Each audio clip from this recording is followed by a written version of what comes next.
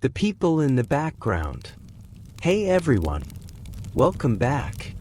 If this is your first time here, the premise is simple. You get horizontal. You find something warm. You let the lights go as low as they'll go. And then we drift, very gently, into a corner of history that the official accounts always found slightly inconvenient. Tonight's corner is one of my favorites. Tonight we're talking about the servants, not the kings, not the queens, not the ministers and ambassadors and bishops who fill the foreground of every royal history ever written. The people in the background. The ones who were holding the candle when the queen said something she shouldn't have. The ones who were making the bed when they found something they definitely weren't supposed to find. The ones who were standing in the corridor when the shouting started, and who had to decide, very quickly, what they were going to do with what they had just heard. Because royal courts ran on servants. Hundreds of them in the larger palaces. Thousands in the really elaborate ones. They dressed the royals, they fed the royals, they cleaned up after the royals, and they were present for essentially every moment of royal life that wasn't being carefully staged for public consumption. They saw everything. And what happened to them when they saw something they weren't supposed to see is one of the stranger, quieter threads in the history of power. Let's pull it very gently. The first thing to understand about royal service is that invisibility was not just a courtesy. It was a professional requirement. The ideal court servant was someone who could move through a room without disturbing the atmosphere of the room, who could hear a conversation without appearing to listen, who could observe a situation without appearing to observe it. The court manuals of the medieval and early modern period, the actual written guides to how one served in a royal household, are remarkably specific about this.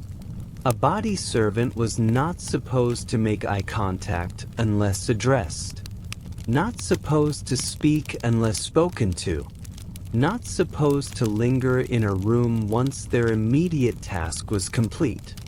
They were supposed to become part of the furniture, which created a specific problem, because furniture doesn't have ears.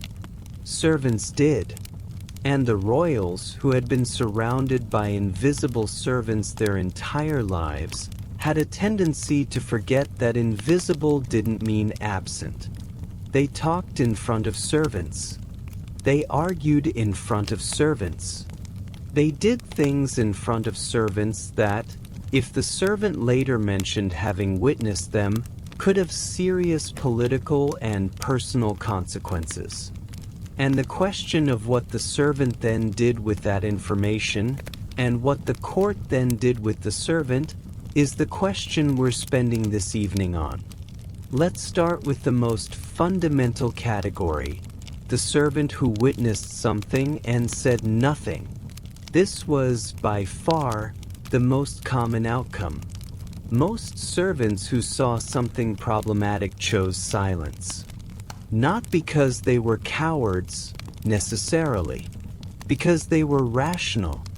A servant who disclosed a royal secret was a servant who had several possible futures, none of them obviously good. They could be rewarded by the person who benefited from the disclosure. They could be punished by the person who was harmed by it. They could be disbelieved entirely, which combined the disadvantages of having spoken with the disadvantage of not being taken seriously. Or they could be believed by everyone, found useful by the relevant parties, and then quietly removed from the situation once their usefulness was exhausted. The servant who stayed silent had fewer possible futures. They might be pressured to speak by people who suspected they knew something. They might be threatened. They might be bribed. But they also might simply continue in their position, drawing their wages, keeping their household arrangements, and living the ordinary life that royal service, for most of its practitioners, actually was. Most of the time, silence was the only reasonable choice. And most servants, most of the time, made it. But not all of them. And the cases where servants did speak, or where circumstances removed the option of staying silent, are the ones that tell you the most about how the system actually worked. Let's drift into the first of tonight's specific cases, because it illustrates the silence problem with unusual clarity. We're going to the court of Henry VIII of England, which is, admittedly, not a subtle choice. Henry VIII court is the most extensively documented royal scandal factory in English history, and the servants who moved through it were exposed to a quantity of dramatic material that would have made any normal person's head spin. But there's a specific servant whose story I want to follow tonight, because her case is both well documented and quietly illuminating about how all of this worked. Her name was Lady Rochford. Jane Boleyn, Lady Rochford. Jane was not, technically, a servant in the traditional sense. She was a lady-in-waiting, which was an aristocratic position involving personal service to the Queen but carrying considerably more social status than the average chambermaid. She was also the wife of George Boleyn, the brother of Anne Boleyn, the second of Henry's queens, which placed her in the absolute epicenter of the most politically explosive royal household in 16th century England. Jane Rochford is one of the more controversial figures in Tudor history, partly because the evidence about her is genuinely contradictory, and partly because what happened to her is the kind of outcome that makes historians deeply uncomfortable about drawing neat conclusions. She was present throughout the fall of Anne Boleyn in 1536. She gave testimony, the exact content of which we don't fully know, that was used in the case against her husband George and the other men accused of adultery with Anne. Whether this testimony was truthful, coerced, exaggerated, or fabricated is one of the debates that Tudor historians have been having for about 400 years without reaching a consensus. What we know is that her husband was executed, Anne Boleyn was executed, and Jane Rochford remained at court. She went on to serve Catherine Howard, Henry's fifth queen, who was young and not particularly wise in her choices. And she helped facilitate Catherine's relationship with Thomas Culpeper, a young man at court. This was a catastrophically bad decision, not because of any particular moral judgment on the relationship itself, because it was the kind of thing that, if discovered by Henry VIII, had a specific and unambiguous outcome. It was discovered. Jane Rochford was arrested. She apparently suffered some form of mental breakdown during her imprisonment, which was real enough that her trial had to be delayed. And Henry VIII, who was not a man who allowed inconvenient practical difficulties to obstruct his judicial preferences, passed a law specifically making it legal to execute someone who had gone mad. Just for her. He literally changed the law. Jane Rochford was executed in February 1542, on the same day as Catherine Howard. Her fate represents one of the extreme ends of the possible outcomes for a court servant who became entangled in royal scandal. She was not punished for witnessing something. She was punished for facilitating something. But the underlying dynamic is the same. She had access to the Queen. She had knowledge of the Queen's private life. And when that knowledge became politically dangerous, she became politically dangerous. The court's solution to politically dangerous servants was, In Henry VIII case, fairly direct. Let's drift away from the extreme end of the spectrum and toward the more common middle. Because most servants who witnessed royal scandals did not get executed. They got something simultaneously less dramatic and, in its own way, more interesting. They got moved. The transfer of a servant who had seen too much from one household position to another was one of the primary tools of royal court management. If a lady-in-waiting had been present during a particularly embarrassing incident, she might find herself reassigned to a different member of the royal family. Still employed. Still receiving her position's benefits. Just somewhere else.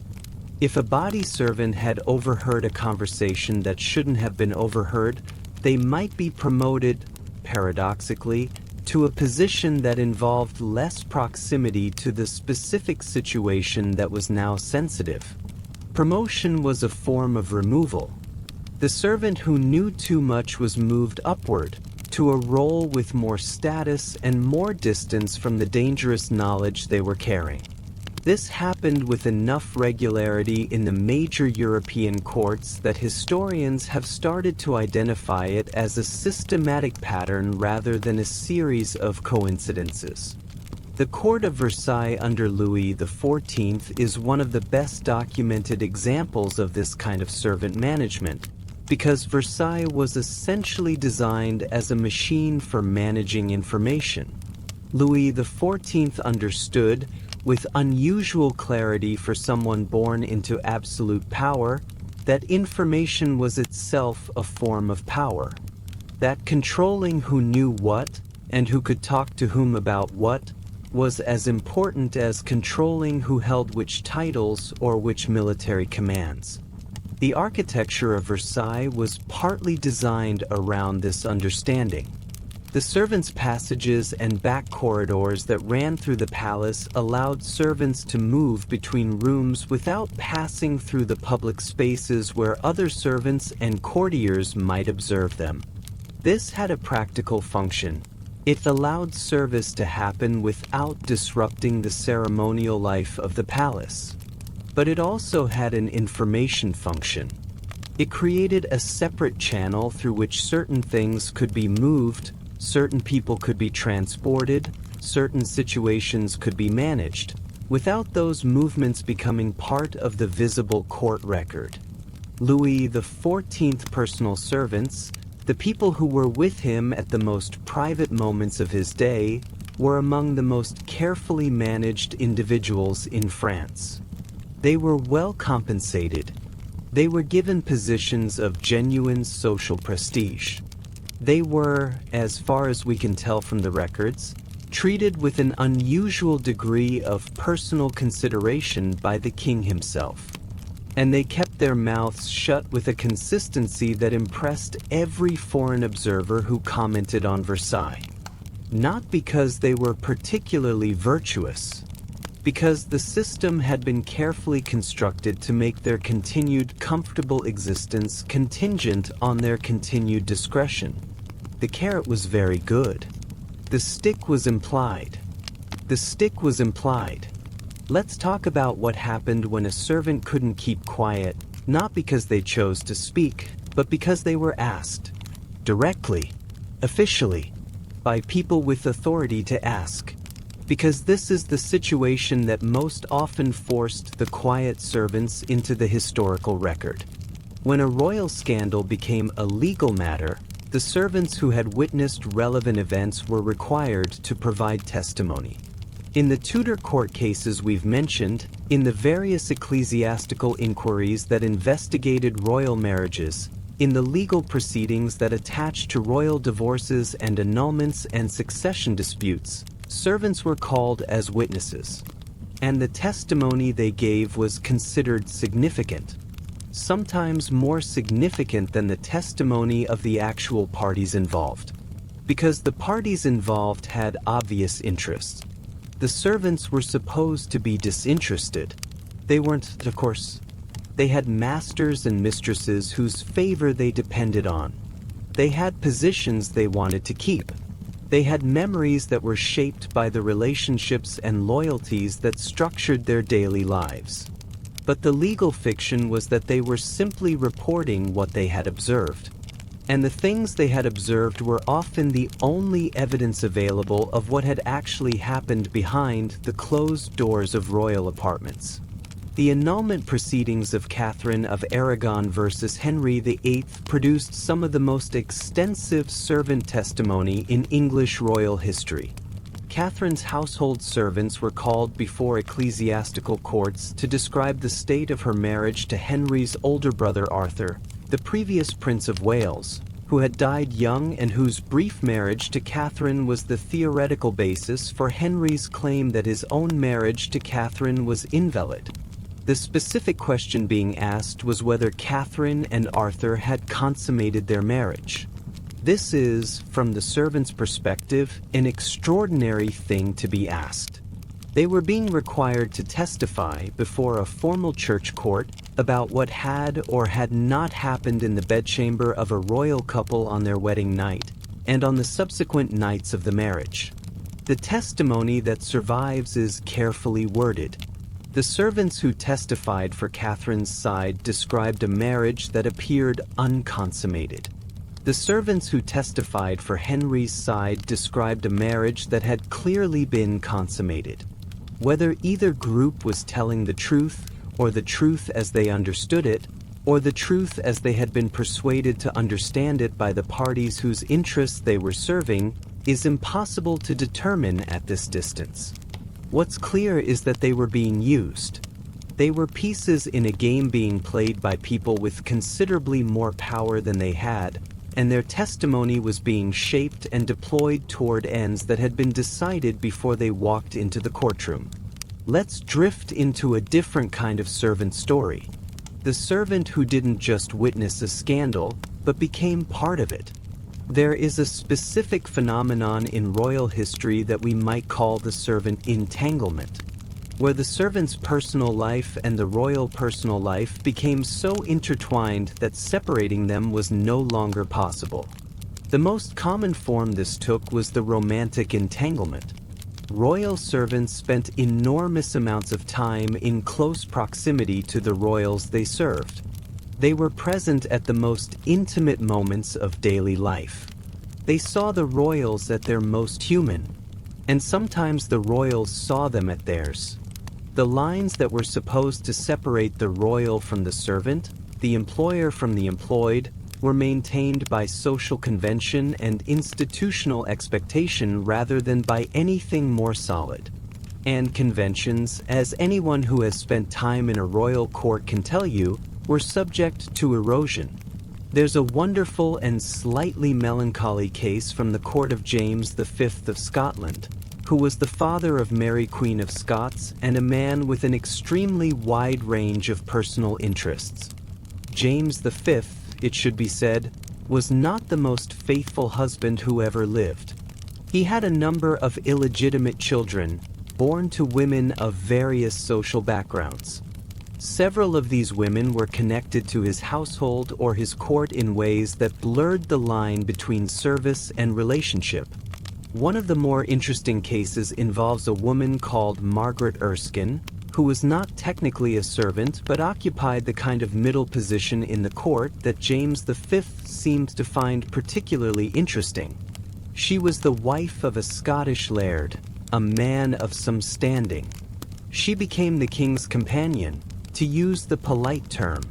She bore James a son, James Stuart, who was eventually made Earl of Moray and became one of the most significant figures in Scottish politics of the 16th century.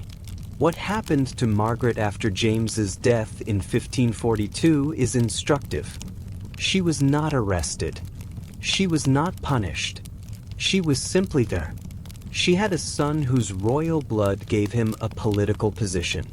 She had the social standing of the nobleman she had married. She had the specific kind of status that comes from having been significant to a king. She moved in the political orbit of her son. She was not exactly comfortable. She was not exactly persecuted. She occupied the specific social position of the woman who had been connected to power and was now connected to its residue. And her situation illustrates something important about what happened to people who became entangled in royal personal life. They didn't disappear. They just became harder to categorize. The confidential secretary and the price of knowing. Let's talk about a different kind of witness. The servant who didn't just overhear something or happen to be present at the wrong moment. The servant who was told things. Because some of the most dangerous positions in any royal household were the ones that required active confidentiality rather than passive discretion. The private secretary was one of these. The ladies who managed a queen's personal correspondence were another. The body servants who managed the physical details of a royal illness were a third. These were people who knew things because they had been entrusted with specific knowledge, because their jobs required access to information that the royal wished to keep private. And the position of trusted confidant in a royal household was, as positions went, simultaneously enviable and precarious. Enviable because the trust came with access. Access to the royal person, to the royal favor, to the kind of patronage and preferment that flowed from genuine proximity to power. Precarious because the trust could end. And when it ended, the question of what to do with the person who had held it was not always resolved generously. Anne of Austria, who was Queen Consort of France from 1615 and regent during the minority of Louis XIV, had a private correspondence that was, at various points in her life, dangerously sensitive. She was Spanish. France was at war with Spain. Her communications with her family in Madrid were therefore not just personally sensitive but politically treasonous by the standards of the day. The women who managed her private correspondence were managing something that could, if discovered, be interpreted as evidence of treason. Several of them were discovered. What happened to them was not execution. It was something more French. They were retired from service, given pensions, moved to positions at a suitable distance from the Queen. The pension was the golden chain. The distance was the precaution. The women who had carried Anne's correspondence knew things that could embarrass the Queen, damage French-Spanish relations, and, depending on when and how they were disclosed, create significant political problems. The solution was to make sure they had enough to live on that they didn't need to sell what they knew, and to make sure they were far enough from court that if they did try to use what they knew, the information would have to travel a long distance to reach anyone who could act on it. This was not a cruel solution. It was an elegant one, which is, in retrospect, very French. The body servant situation was different again, because body servants knew things that were not political secrets. They were medical secrets. They knew the state of the royal health. They knew about the chronic conditions, the mental health episodes, the physical deteriorations that royal courts spent enormous energy concealing from the public. Monarchs in particular had strong reasons to conceal physical and mental decline. A king who appeared weak was a king whose enemies found courage. A queen whose mental health was questionable was a queen whose position became questionable. And the servants who observed these conditions, who managed the medications and the episodes and the carefully scheduled public appearances designed to minimize visible symptoms, were carrying information that was genuinely dangerous. George III of England provides one of the most extensively documented examples of this kind of servant management. George III had recurrent episodes of a condition that manifested as mental illness, and which modern medical historians have debated and diagnosed variously as porphyria, bipolar disorder, or some combination of genetic and environmental factors. During his episodes, he was lucid enough to require management but unstable enough that his management required significant support. The people who provided that support were his body servants, his pages, his personal attendants. They were with him during the difficult periods. They witnessed behavior that would have been, in political terms, devastating if it had been publicly disclosed. The royal household's management of this situation was methodical. The servants who attended George during his episodes were chosen for their discretion and their loyalty. They were rewarded with positions of reasonable security and income, and they were carefully maintained in an environment where their disclosure of what they had witnessed would have been managed rather than amplified. The straitjacket, if we can call it that, was not just a medical device. It was a metaphor for the entire management system surrounding a king whose condition required concealment from the public.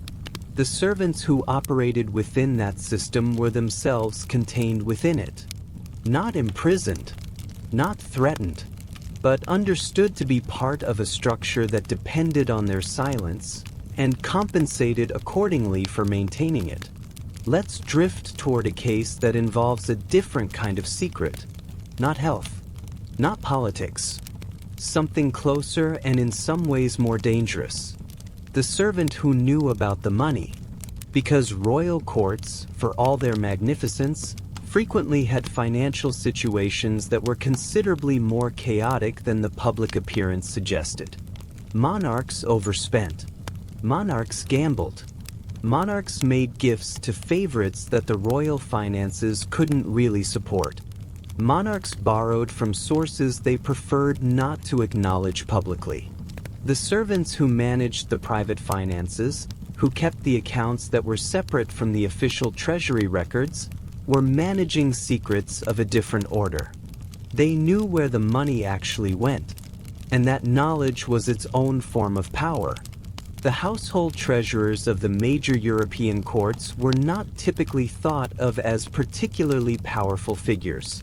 They were clerks, accountants, men of paper and numbers. But the private treasurer of a monarch's personal finances had access to information that could, in the right circumstances, be extraordinarily valuable.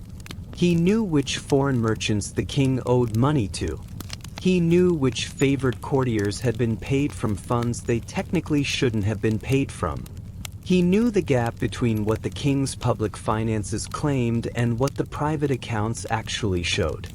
This information was not exactly blackmail material, but it was leverage, and the servants who held it were treated accordingly. They were well paid. They were given long-term positions with genuine security, and they were, in the periods when they retired or were replaced, given the kind of exit package that said clearly, "We know that you know, and we're paying you to continue not doing anything with that knowledge." The most dramatic version of this dynamic occurred when a financial servant was not paid for their discretion, when they retired without adequate provision, or were dismissed in circumstances that left them feeling aggrieved, or died and left behind records that their heirs weren't bound to protect. The financial records that have survived from royal households are, in many cases, the records of exactly these moments. Documents that were supposed to be kept private, but that became available when the servant who held them was no longer motivated to maintain their security. The financial accounts of several English monarchs that have proved most illuminating to historians are the accounts that survived precisely because they ended up in the wrong hands. A discharged treasurer who kept his records. A widow who didn't know that the papers in her husband's study were supposed to have been destroyed. A servant who died before the royal household had organized the return of sensitive documents. These are the moments when the servant's silence ends, not through speech, but through the simple fact of their removal from the management of their own records. History, which is deeply unfair in most of its methods, has benefited enormously from the failure of royal courts to adequately manage their own paper trails. Let's talk about a servant who spoke, voluntarily, deliberately, because they had decided that staying silent was no longer the right choice. This is the rarest category, and the one with the most dramatic range of outcomes. It covers everyone from the servant who gave evidence against a queen and was rewarded for it, to the servant who tried to sell their story and ended up in a prison they hadn't anticipated. The decision to speak was always a calculation. What do I know? Who wants to know it? What will they give me for it? And what will the people I'm speaking against do to me when they find out? One of the most carefully documented cases of a servant deliberately choosing to testify against a royal is the testimony of certain members of Marie Antoinette's household during the French Revolutionary trial. Marie Antoinette was tried by the Revolutionary Tribunal in October 1793. The charges against her ranged from the political to the personal to the frankly bizarre. Her servants were called to testify.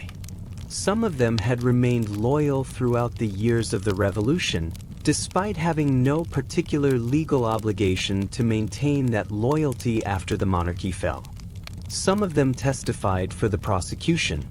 The decision to testify against Marie Antoinette was not, for most of those who did, a decision born of particular malice.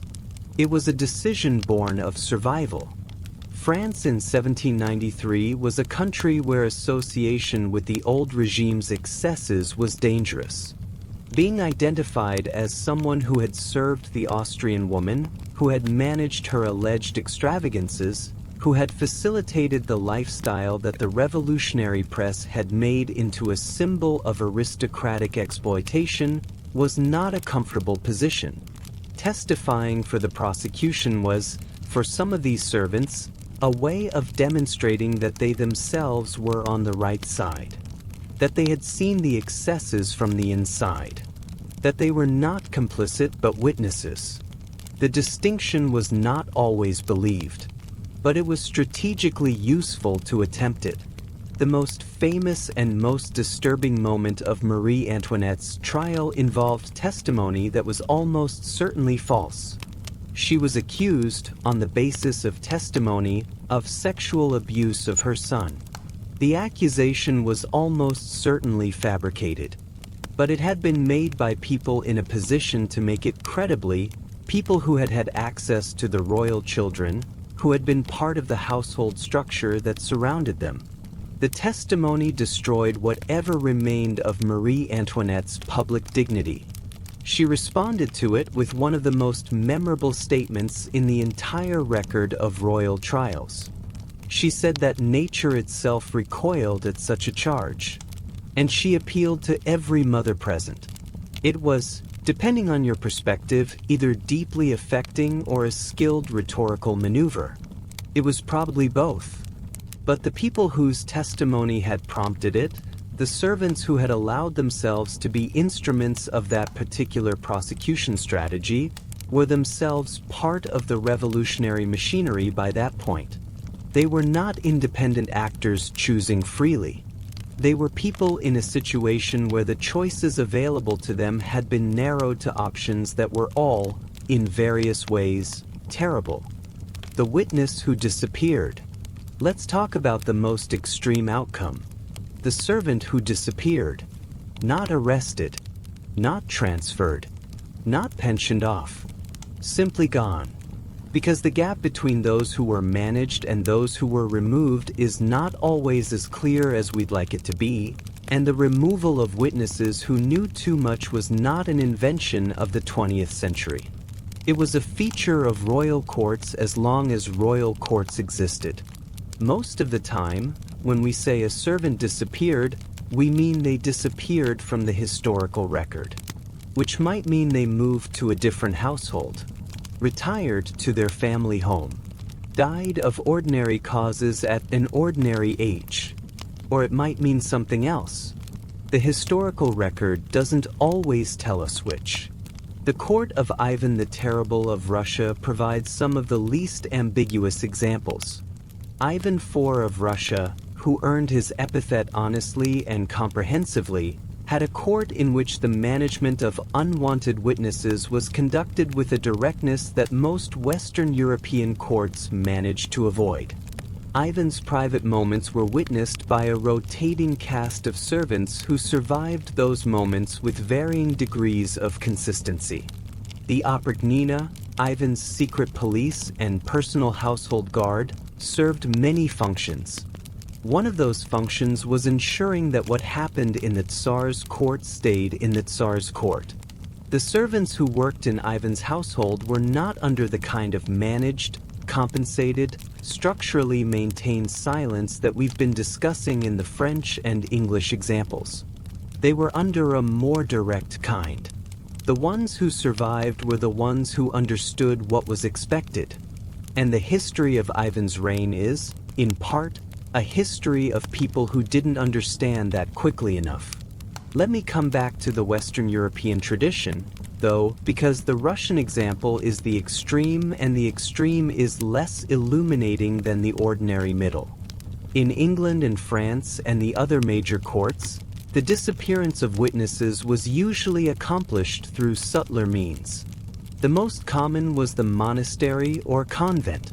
A servant who had witnessed something and needed to be removed from the situation could be encouraged, with varying degrees of firmness, to pursue a religious vocation.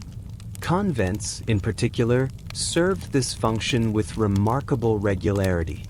The lady-in-waiting who had been too close to a royal indiscretion might find that a spiritual retreat was recommended, that her position had been arranged to continue, but at a remove, that a comfortable establishment at a suitable religious house was being made available to her.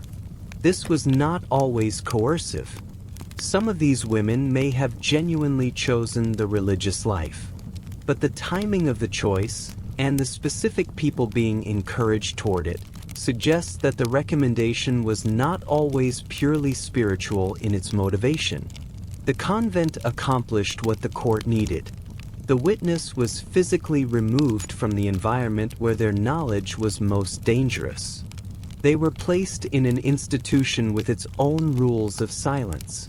They were given a structure that made ongoing contact with the people they might speak to more difficult.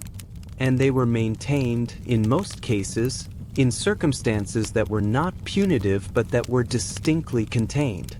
There's a wonderful example from the court of Philip II of Spain. Philip II was a man of extraordinary personal reserve who nonetheless had a court that generated the usual quantity of royal scandal. His relationship with his secretary Antonio Perez is one of the more baroque stories in 16th century Spanish history, involving multiple murders, a secret relationship, and an eventual flight from Spain that became one of the more dramatic political incidents of the period. The servants and clerks who worked in the layers of administration around Perez knew things. Philip's management of those who knew too much was characteristically Philip. He waited. He was patient in a way that made his courtiers deeply uncomfortable, because a king who never showed his hand was a king you could never entirely read. And when he moved comprehensively. The people who were implicated in the Perez affair by virtue of their proximity to it were not immediately rounded up and dealt with. They were allowed to continue in their positions long enough to reveal their loyalties. And then those who had revealed the wrong loyalties were removed. Some of them were imprisoned. Some of them were reassigned to positions so remote and so marginal that their effective influence on events was permanently curtailed. Some of them simply found, over the course of several years, that the career that had been progressing smoothly had stopped progressing, and that no one at court seemed to know exactly why. Philip's method was not dramatic. It was administrative, which was, in its own way, more frightening, because you couldn't argue against it. There was no accusation to refute. There was simply a career that was going nowhere, and a very patient king who had a very long memory. Let's talk about one more category before we let tonight's story drift to its conclusion. The servant who witnessed a royal scandal and then wrote about it. Not immediately, not while it was happening, but afterward. When the king was dead, or the political climate had changed, or the servant themselves had reached an age at which the calculation about consequences had changed. The memoir literature of royal courts is one of the great sources for historians of the early modern period precisely because servants did, eventually, write things down. The memoirists of Versailles. The court chroniclers of the Tudor period. The letter writers who preserved, in correspondence they perhaps didn't expect to survive, observations of royal behavior that the official records carefully omitted. What happened to these writers varied considerably depending on timing. The servant who waited until the relevant monarch was dead before publishing had considerably more protection than the one who published during the reign. But even posthumous disclosure could have consequences. Not for the dead author, for the surviving family. The St. Simon Memoirs, which are perhaps the most extraordinary account of Versailles ever written, were not published during St. Simon's lifetime. He was a duke, not a servant in the technical sense, but he occupied the observer's position that is functionally similar. He saw everything. He wrote everything down. He understood that publishing during the reign of Louis XIV or during the Regency would have destroyed him. He kept his manuscript in a safe place. His observations of the court, including his observations of the servants and what they witnessed and how they were managed, survive because he was careful about timing. His example was not universal. There were writers, courtiers, and servants who miscalculated their timing, who published or attempted to publish while the subjects of their writing were still alive and still able to respond. The responses varied. Some were legal.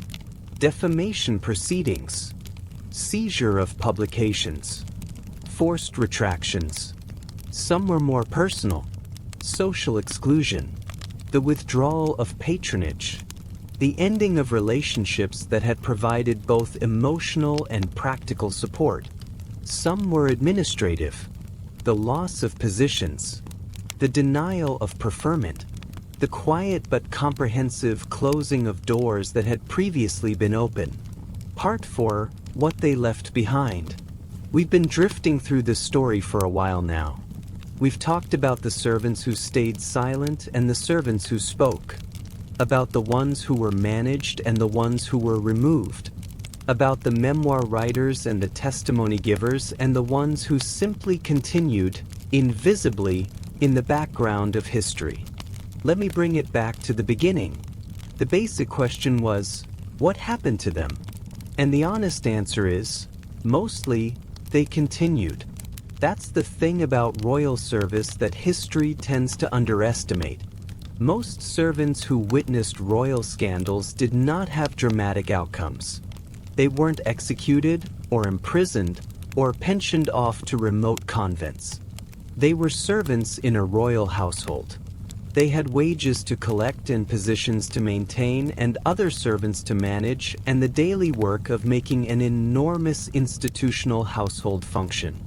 The scandal was part of their working life. It happened around them. And then the working day continued. The chamber pot still needed emptying. The fire still needed building. The Queen's morning routine still needed managing, whether or not the Queen had just done something catastrophic. The machinery of the household ground forward regardless of the human drama occurring within it. And the servants were the machinery.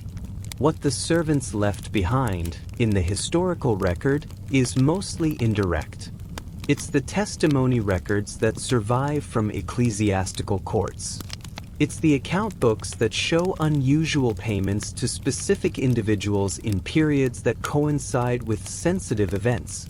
It's the sudden appearance of certain names in records of pension grants or convent admissions that didn't quite fit the timeline of an ordinary career transition.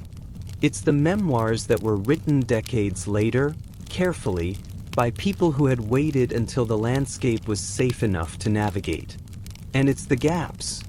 The places where the historical record is unusually thin, where the documents that should exist don't, where the obvious questions can't be answered because someone, at some point, made sure the answers weren't available.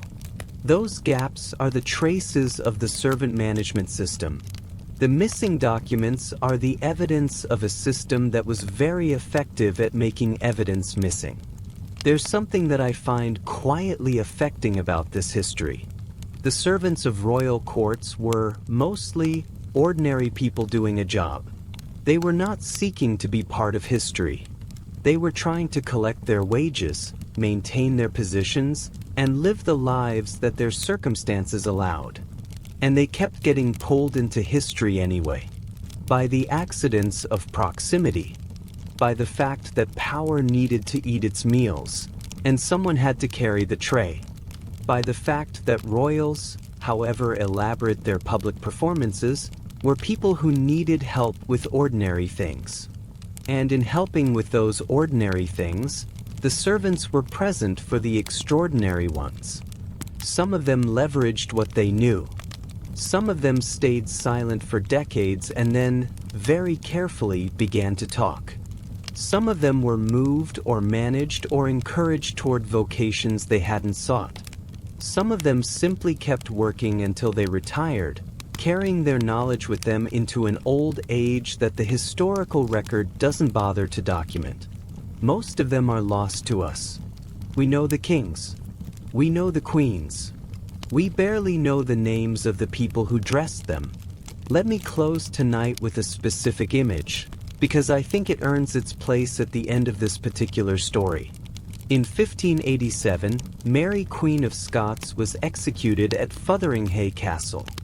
She was surrounded at her execution by her servants. They had come with her into imprisonment. They had maintained her household through years of captivity. They had managed her correspondence, her clothing, her meals, her daily life, in circumstances that were considerably more austere than the royal life they had trained for. They were there at the end, after the execution, which was conducted with considerably less efficiency than the executioner would have liked. Her ladies were in visible distress. Her small dog, which had apparently hidden under her skirts during the execution, was found and removed.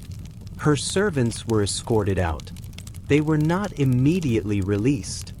They were held for a period while the English government managed the diplomatic aftermath of the execution. And then they were allowed to leave. Some of them went back to France. Some of them remained in Scotland.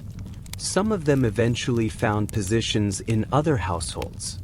They carried with them the memory of what they had witnessed. Not just the execution, the whole of it. The years of captivity, the managed life, the letters smuggled and the visitors carefully managed, and the whole elaborate effort of maintaining royal dignity in circumstances that made it very difficult. They didn't write memoirs. Not most of them. They just went on. Into the histories that weren't written about them. Into the ordinary lives that the extraordinary circumstance eventually released them back to. They had been seen, and they had been not heard. And that, in the end, was what the system had required of them. And they had given it. It's late now, or early, depending on where you are in the night. The candles of the royal courts are burned down to stubs. The servants are at their rest. The ones who stayed silent, in their beds in the servants' quarters of a dozen different palaces. The ones who spoke, in the various positions that speaking had moved them to. The ones who wrote it down, their manuscripts locked away in boxes they hoped were safe. And the ones we don't know about at all, in the historical gap where their lives used to be. They were all there. They were always there. Standing just outside the frame of the portrait, holding the candle that lit the scene. Seen and not heard. And now, at this hour, not seen either, which is, in its own quiet way, just how they would have wanted it. Good night. Sleep well. 1. The other half of the Longship story. Hey everyone. Welcome back. If you're new here, the setup is simple. You get comfortable. You find your blanket. You let the room go as dark as it wants to go. And then we drift, slowly and without any particular urgency, into a corner of history that tends to get overlooked. Tonight's corner is one I've been wanting to visit for a while. Tonight we're talking about Viking women. Not the warriors with the horned helmets, because those helmets weren't actually worn by Vikings, and the female warriors of Norse saga tradition are a separate and complicated conversation we can have another night. Tonight we're talking about something quieter and, I think, more interesting. What Viking women actually did when the men went raiding. Because the men did go raiding. Frequently. For months at a time. Sometimes for years. And someone had to run everything while they were gone. Turns out that someone was the women.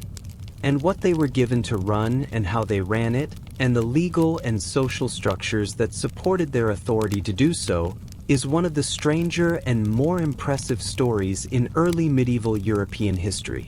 So, settle in. The fire is banked.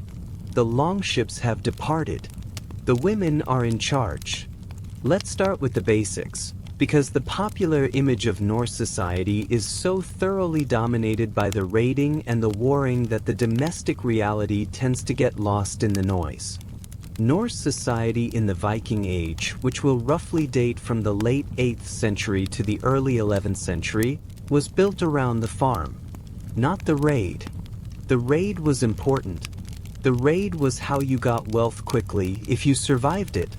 The raid was what the skalds wrote poetry about and what the sagas remembered. But the farm was where most Norse people spent most of their time. And the farm, during the months when the men were absent, was run by the woman of the household. She was called the husfrige, the lady of the house.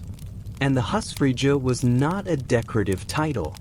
It came with specific legal authority, specific social responsibilities, and a specific physical symbol of that authority that I want to talk about in some detail, because it tells you almost everything you need to know about how Norse society conceptualized female domestic power. The keys. The husfrige wore the household keys at her belt. Not a key. The keys. Every key to every locked space on the farm. The storehouse. The grain store. The ale store. The chest where the valuables were kept. She wore them visibly, physically, as an external sign of her internal authority. And in a society where winter survival depended on the careful management of stored food and resources, the person who controlled the keys controlled something genuinely essential.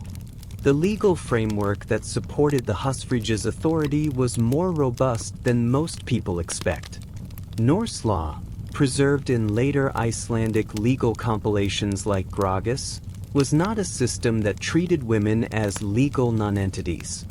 It treated them with a complexity that reflects a society trying to manage a genuine practical problem.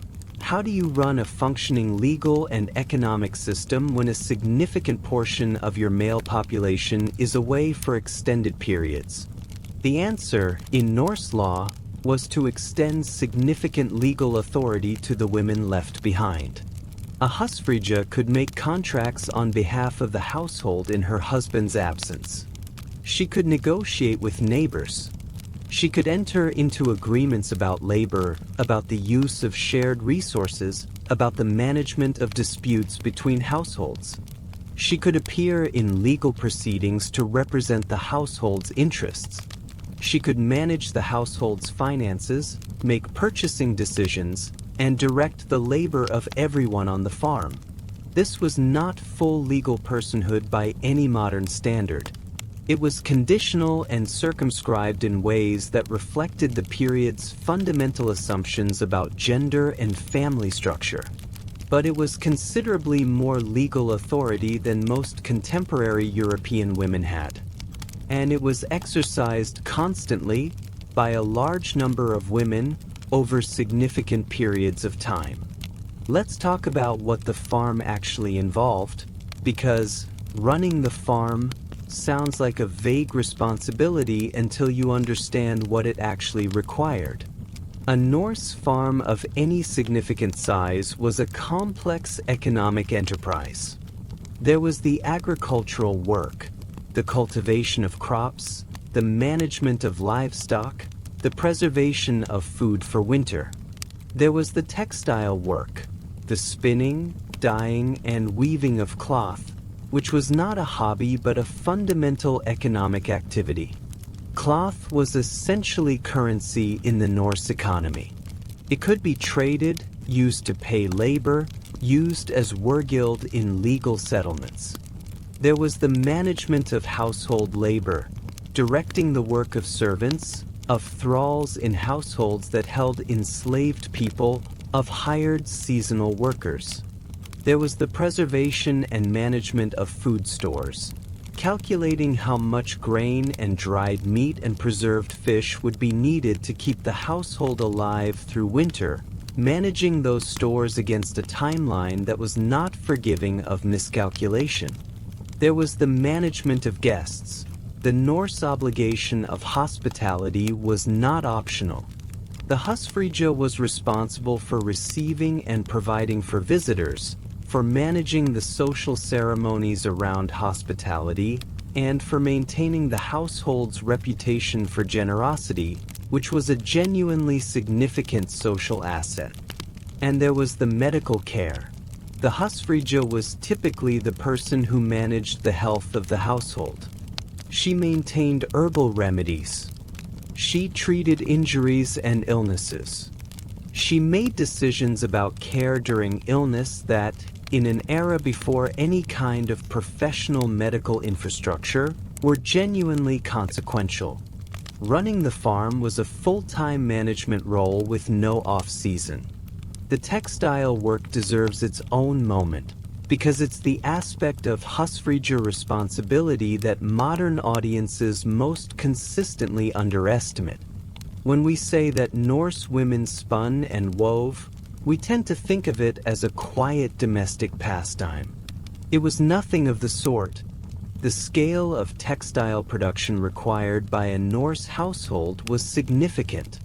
Clothing for the entire household. Sails for ships, which were made of wool and required enormous quantities of it. Trade goods. Material for bedding and furnishings. The loom was a substantial piece of equipment.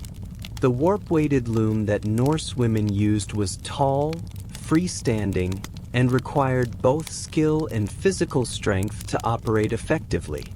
A woman who was managing a household's textile production was managing a significant economic enterprise. She was making decisions about which fibers to use, which dyes were available, which patterns to weave, which pieces to sell, and which to retain. She was, in modern terms, running a production operation. The keys at her belt included the chest where the valuable dye materials were kept. The expensive reds and purples that came from imported materials. The quality of a household's cloth was a direct reflection of the husfrija's skill and management. And the quality of a household's cloth was, in turn, a reflection of the household's social standing. The women who ran these textile operations were not doing a secondary task while waiting for the men to come home. They were doing one of the primary economic activities that sustained the household's position in Norse society. Let's talk about the legal position in more detail, because it's the part that surprises people most. Norse law distinguished between different categories of legal personhood for women based primarily on their relationship to marriage and the household. An unmarried woman under her father's authority had limited independent legal standing. A married woman had the conditional authority of the husfrija. A widow had something that in some respects approached full legal personhood. The widow in Norse law could own property in her own name. She could make contracts. She could appear in court as an independent party. She could, in many circumstances, manage her own inheritance and her own assets without the oversight of a male guardian. This made Norse widows one of the more legally empowered categories of women in early medieval Europe. It also made widowhood a practical possibility that Norse women were prepared for in ways that their English or Frankish contemporaries were not. Because the men went raiding, and some of them didn't come back. A husfrige who had been running the household in her husband's absence for 2 or 3 or 4 seasons was prepared, if he died, to continue doing what she had been doing. The social and legal infrastructure was already in place. The keys were already at her belt. The saga literature gives us a somewhat different picture of Norse women than the legal texts, and the difference is instructive. The sagas are not legal documents. They're literary texts, composed in Iceland in the 12th and 13th centuries, often about events set 200 or 300 years earlier. They're not reliable as historical records in a direct sense, but they're deeply revealing about how later Norse society remembered and constructed the idea of the husfrige. And what they reveal is a figure who is frequently more interesting than her husband. The saga husfrige is wise. She has political judgment that her husband sometimes lacks. She manages social situations with a sophistication that the more physically oriented men around her don't always possess. She advises. She mediates. She occasionally goads. There's a specific figure in saga literature called the vat, which means incitement or wedding. The vat was the act of a woman urging a man to action, sometimes through explicit encouragement, sometimes through subtle shaming, sometimes through reminding him of his obligations to his family's honor. It's a morally ambiguous figure. The saga authors don't always approve of the vat. The consequences of female incitement in saga literature are frequently tragic. But the existence of the vat as a recognized literary and social phenomenon tells you something real. It tells you that the women in Norse society were understood to have opinions about how things should be done, and that those opinions had influence. Part 2. The specific women the sagas remember. Let's drift into some specific cases, because the general framework is useful but the individual stories are where things get interesting. The problem with specific Viking women is that our sources are limited and often complicated. We have the saga literature, which is literary rather than documentary. We have the legal texts, which tell us about the framework but not the individuals. We have the archaeological record, which tells us about burial practices and material culture but requires interpretation. And we have some contemporary accounts from outside Norse society, which are mostly written by people who found the Norse deeply alarming and are not always the most balanced sources. But within these limits, some figures emerge clearly enough to be worth examining. Let's start with Eidi the Deep-Minded. Aud, who is also known as Uinen in some saga traditions, is one of the more remarkable figures in the entire Norse historical record. She appears primarily in Laxdæla Saga and in Landnámabók, the Book of Settlements, which records the colonization of Iceland. Her story begins in Norway and takes her through Scotland, Ireland, and the Faroe Islands before she arrives in Iceland as one of its first settlers. She was the daughter of a prominent Norse chieftain, Ketil Flatnose. She had been married to a king of Dublin, Olafur the White. She was widowed. Her son Thorstein became a chieftain in Scotland but was killed in battle. She was a widow in her later years, with a household and no obvious male protector. So she arranged her own emigration. Audi's organization of the settlement expedition to Iceland is one of the clearest cases in the saga literature of a husfrige exercising the kind of large-scale management authority we've been talking about. She had a ship built in secret in the forest. Not a small boat. A proper ship. When it was ready, she loaded it with her household, her wealth, and a number of people she had freed from slavery. She sailed to Iceland. She claimed a substantial territory in the Dales region of western Iceland. She distributed land to the people who had accompanied her, and she managed the establishment of a settlement with the organizational competence that implied. In the accounts we have of her later life, she's depicted as a figure of significant authority and genuine wisdom. She distributes land. She makes judgments about disputes. She manages the social and economic life of the settlement she has established. When she dies in her high seat, which is the Norse equivalent of dying at her desk. Upright, in authority, having arranged her own affairs. Her burial is described as appropriate to a chieftain, which she was. Not a husfrija in the sense of a woman managing a husband's household. A woman who had built and managed her own. Let's drift to a very different kind of woman. Gudrid Thorbjarnardóttir. Gudrid is one of the Norse voyagers to North America.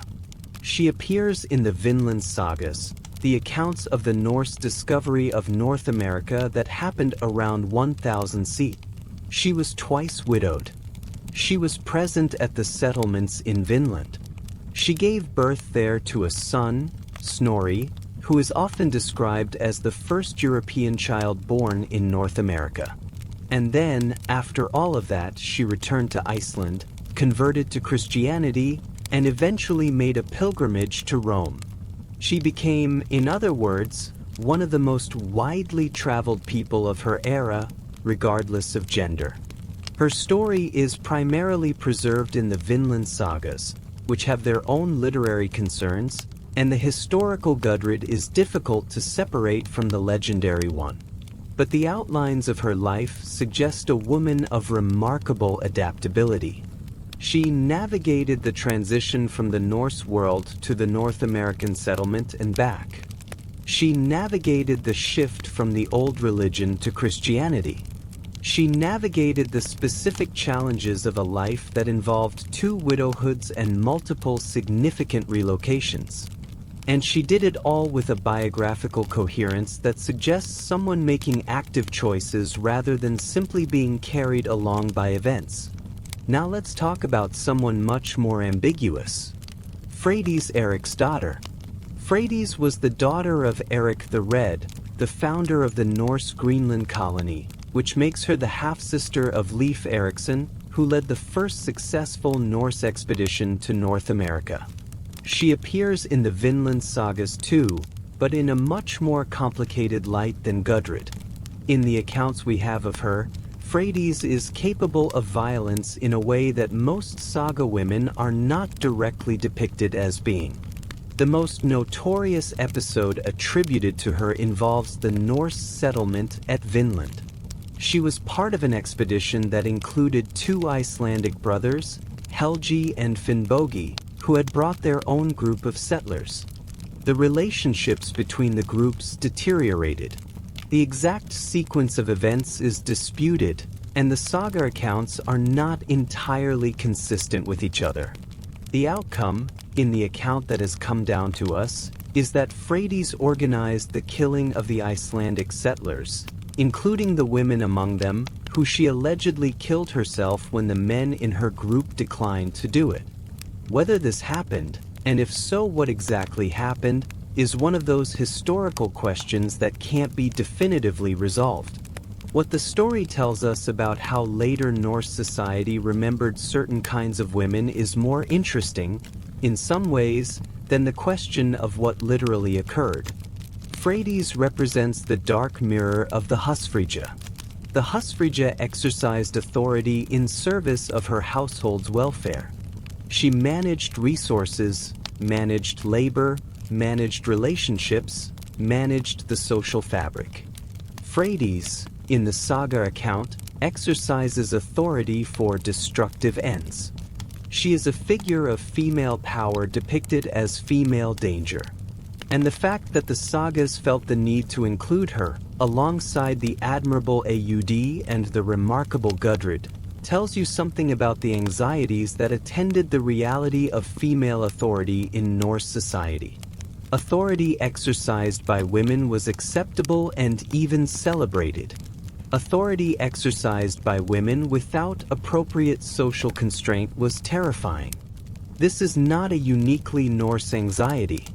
It is a human one, and Norse society expressed it through Frades much as other societies have expressed it through their own versions of the same figure. Let's drift away from the sagas and toward the archaeology, because the graves tell a different story from the literature. Norse burial archaeology has produced some of the most discussed gender-related findings in recent years, mostly in relation to the Birka warrior burial that turned out to be biologically female.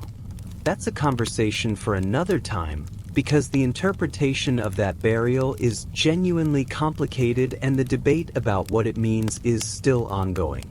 What I want to talk about is what the general pattern of Norse female burials tells us. Women's graves in the Viking Age consistently include specific categories of objects. Weaving equipment, loom weights, spindle whorls, needles. The tools of the textile work we discussed. Household management objects, keys, the physical symbol of Husfrija authority, appear in women's graves with significant regularity. And sometimes weapons. Not always. Not even often in the overall statistical picture. But enough to complicate the simple domestic/warrior dichotomy that popular culture tends to impose on Norse gender roles. The women's graves that include weapons are not obviously the graves of warriors in any straightforward sense. They're the graves of women who were buried with objects that may have had symbolic as much as practical significance. Or they're the graves of women who used weapons in contexts we're not fully documenting. The honest answer is that we don't know. The archaeology tells us that women were buried with weapons. It doesn't tell us why or what that meant or what those women were actually doing, which is, in archaeology, a fairly typical situation. Part 3. What the law actually said and what people actually did. Let's get into the legal specifics, because this is where the Norse picture diverges most dramatically from contemporary European practice, and where the divergence is most illuminating. We've talked about the Husfrija's authority in her husband's absence. Let's look at what that meant in practice. In the Icelandic legal text known as Gragas, compiled in the 12th and 13th centuries, there are specific provisions about women's legal capacity. A woman could act as a legal representative for her husband or household in specific circumstances. She could make contracts of a limited size without her husband's involvement. She could, in certain circumstances, represent the household in legal disputes. The limits on this were significant. Large contracts, major legal proceedings, significant property transactions, these required male involvement in theory. In practice, the lines were blurrier. The archaeological and documentary evidence suggests that women in Norse Greenland and Iceland exercised economic authority at a level that exceeded what the formal legal provisions would suggest. Women appear in transaction records. Women appear as parties to agreements. Women appear in the records of disputes in ways that suggest they were not operating as passive representatives of their husbands but as active economic agents in their own right. This gap between what the law said and what people actually did is one of the most interesting features of Norse women's history. It suggests a society where the formal legal framework was somewhat conservative, but where practical necessity had created a more expansive actual practice. Because the men were gone, and someone had to make the decisions. And whoever was there making the decisions eventually became, in a practical sense, the authority. The Norse marriage framework is worth examining here, because it shaped everything else. Marriage in Norse society was a contract between families. It was negotiated by the male heads of the families involved. It involved the transfer of specific property, the bride's dowry from her family, and the mundur, or bride price, from the groom. The wife brought property into the marriage. That property remained, in important ways, hers. Not in the absolute modern sense. But the dowry was understood as the wife's provision, something that should be protected and that should return to her in certain circumstances. The circumstances most relevant to our story: widowhood. A Norse widow had claims on the property of the marriage that were legally recognized and socially enforced. The husfrige, who had managed the farm through years of her husband's absence, who had maintained and even increased its productivity, had a legitimate claim on the results of that management. She hadn't just been caretaking, she had been building. And the legal framework, imperfectly but genuinely, acknowledged that. There's another aspect of the legal picture that doesn't get enough attention: the right to divorce. Norse society, in the pre-Christian period, permitted divorce in ways that most contemporary European societies did not. Both parties could initiate divorce, though the practical ability to do so differed by gender. A wife could initiate divorce on specific grounds. If her husband had struck her, if he had dressed in women's clothing, if he had persistently refused to maintain the household, she could dissolve the marriage and claim her property back. These are not unlimited rights. The grounds were specific and the process was social and communal rather than simply a matter of declaration. But they existed. In a society where marriage was a contract, divorce was the dissolution of a contract. And the husfrige, who had been running the farm alone for years while her husband raided, had, in principle, the option of deciding that the contract was no longer serving her interests. In practice, the social pressures against divorce were significant, but the legal possibility existed, which is more than could be said for most of her contemporaries in Christian Europe. Let's talk about the specific context of the raids. When we say the men went raiding, we're describing a phenomenon that was, in practice, more varied than the popular image suggests. Some men went on short raids to the coast of England or Scotland or Ireland. A few weeks, a few months, back by autumn. Some men went on longer trading voyages, which were economically similar to the raids in terms of their impact on the household but considerably more systematic and regular. Some men went on the great emigration voyages to Iceland, Greenland, and eventually North America. These were not return trips in any ordinary sense. The family was going. The husfrige was not staying home. She was organizing the move. And some men went on what we might call career raiding. They were gone for years at a time. They joined the retinues of rulers. They participated in the major military campaigns of the period. They served as Varangian guards in the Byzantine Empire, as mercenaries in the courts of French and English kings. These men were not temporarily absent. They were essentially emigrated, and the women they left behind were not in a temporary caretaker role. They were running households that might be functionally independent for years. The husfrige in this situation was not managing in her husband's absence. She was managing, period. The household's success or failure depended on her decisions. Its reputation was her reputation. Its economic productivity was her achievement. Let's talk about what happened when the men came back. Because they did come back. Sometimes. And the returning raider walking back into a household that had been competently managed in his absence was walking into a situation that required some negotiation. The husfrige handed back the keys. That was the formal ritual. The husband resumed his position as legal head of household. But the practical reality was more complicated. A woman who had managed a complex farm for 2 or 3 seasons had knowledge, relationships, and established practices that her returning husband didn't share. She knew the neighbors' situations. She knew the state of the grain stores and why.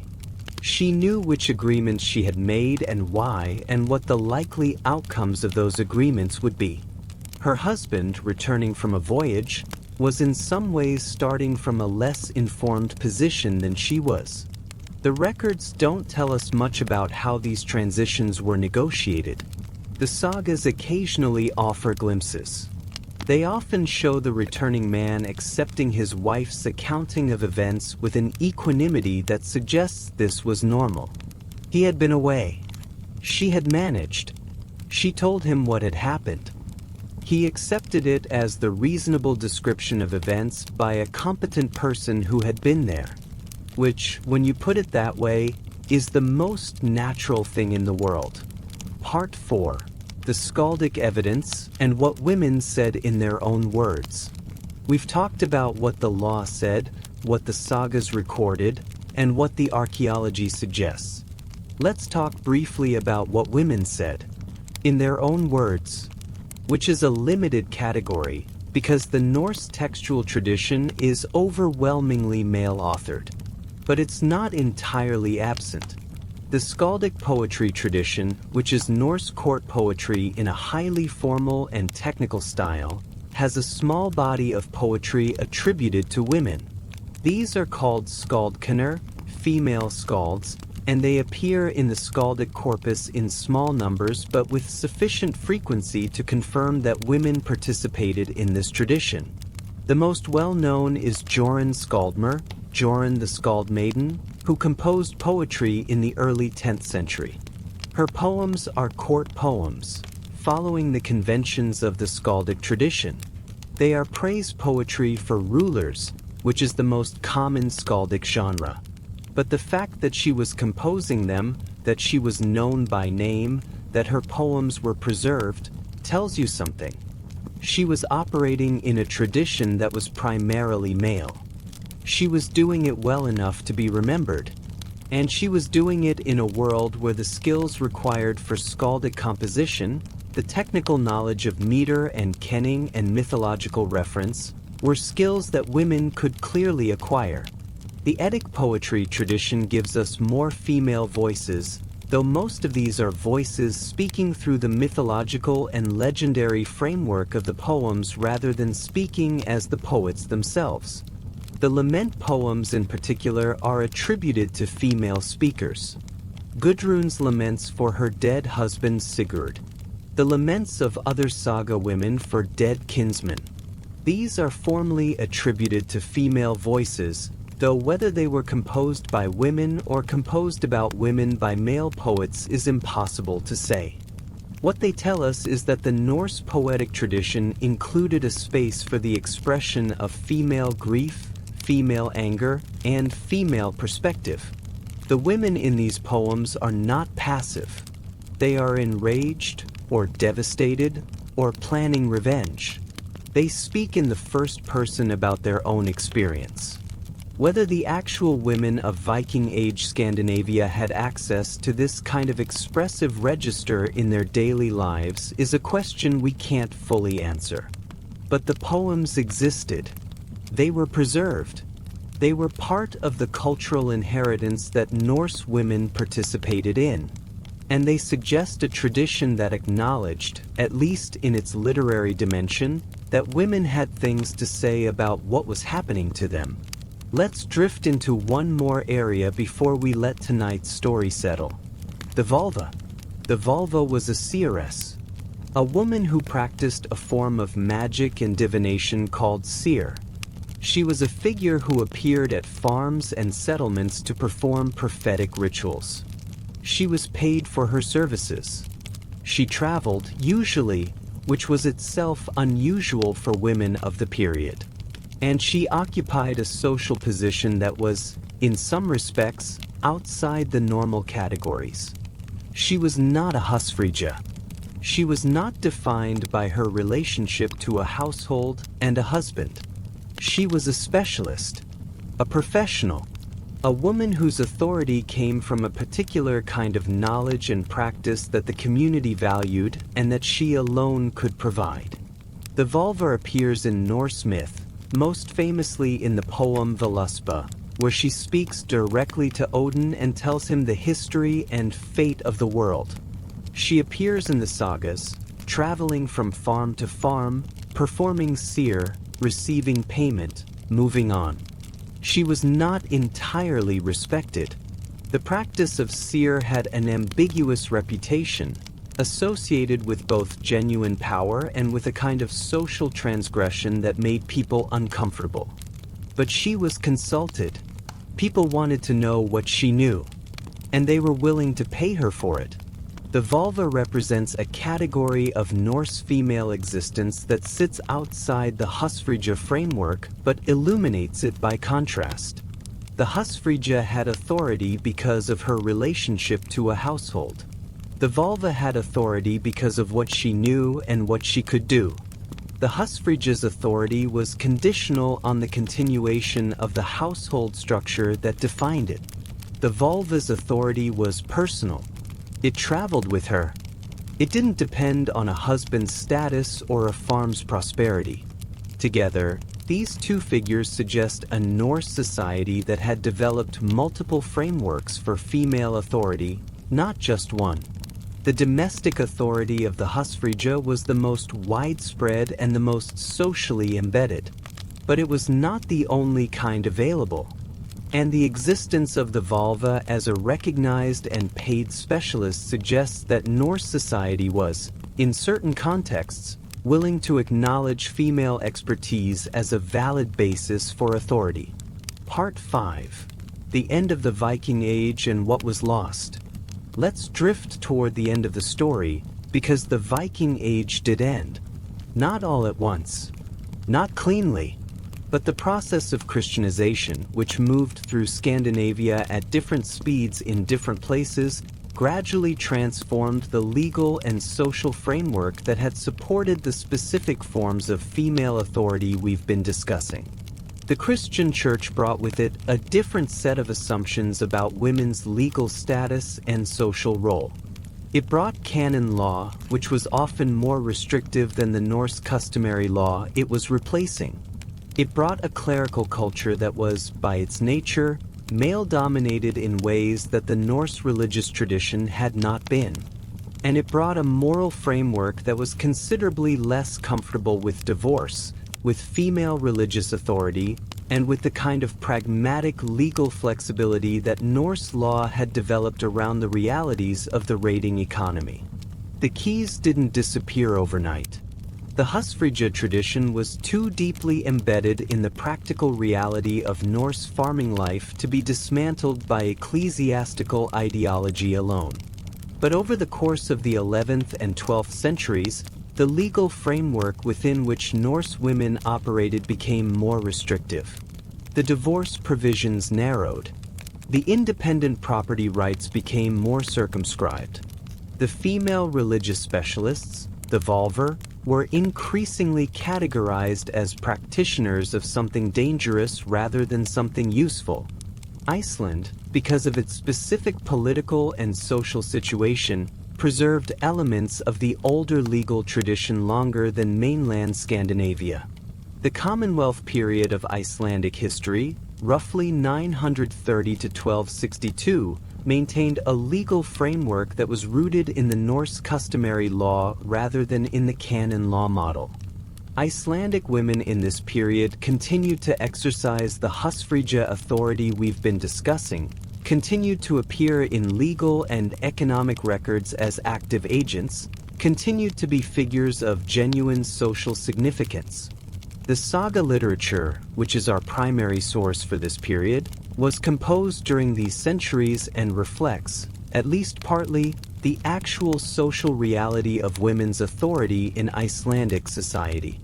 When Iceland submitted to Norwegian rule in 1262 and was increasingly integrated into the European political and legal mainstream, the pace of change accelerated. The specific form of female authority that the raiding economy had produced, The Husfrija, with her keys and her legal capacity and her practical management of the farm, was embedded in a way of life that was itself changing. As raiding declined, as settled agriculture became more prominent, as the Scandinavian kingdoms integrated into European political structures, as Christianity solidified its grip on Scandinavian culture, the specific conditions that had made the Husfrija authority both necessary and legally supported changed. And the authority changed with it. What's left, at the end of this story, is something worth sitting with. The Viking Age Husfrija exercised real authority. Not metaphorical authority. Not authority that existed only in theory. She ran farms. She managed economies. She negotiated contracts. She made decisions whose consequences she and the people around her lived with. She did this because she had to. The men were gone. Someone had to decide things. And the someone who was there, who knew the situation, who had the relationships and the information and the keys, decided. The legal framework that supported this was not built from feminist principle. It was built from practical necessity. Norse law recognized Husfrija authority because Norse society needed someone to run the farm, and the person who was there to run it was the woman of the household. The recognition of female authority as a pragmatic response to the absence of male authority is one of the quieter ironies in the history of gender. The very thing that removed women from the formal structures of power, the raiding voyages and the military campaigns that were the exclusive province of men, also created the conditions under which women's authority expanded. Because when the men are gone, someone has to hold the keys. Let me close tonight with one more image. In the Norse tradition, the high seat, the invisibility, was the place of authority in the Great Hall. The Husfrija had her own seat. It was not the same as her husband's seat, but it was in the hall. It was a recognized place. When her husband was away, she sat in her seat and she managed what needed managing. When he returned, she was still in her seat. The keys were at her belt. The accounts were in her head. The relationships with the neighbors, the state of the stores, the condition of the livestock, the progress of the weaving, the needs of the household. He had been on the longship. She had been running the world he came home to. And the world, having been run competently, continued. The fire was banked. The food was stored. The cloth was woven. The disputes were managed. The guests had been fed. She handed him the keys. He took them. And tomorrow, if he left again, she would take them back. It's very late now. The Great Hall is quiet. The longships are pulled up on the shore or somewhere far across the water, depending on the season. The Husfrija has finished her accounting for the day. The keys are at her belt. The fire will burn through the night. The farm will wake in the morning. And whoever is there to manage it will manage it. As they always have. As they always will. That's enough for tonight. That's, in fact, quite a lot. Good night. Sleep well.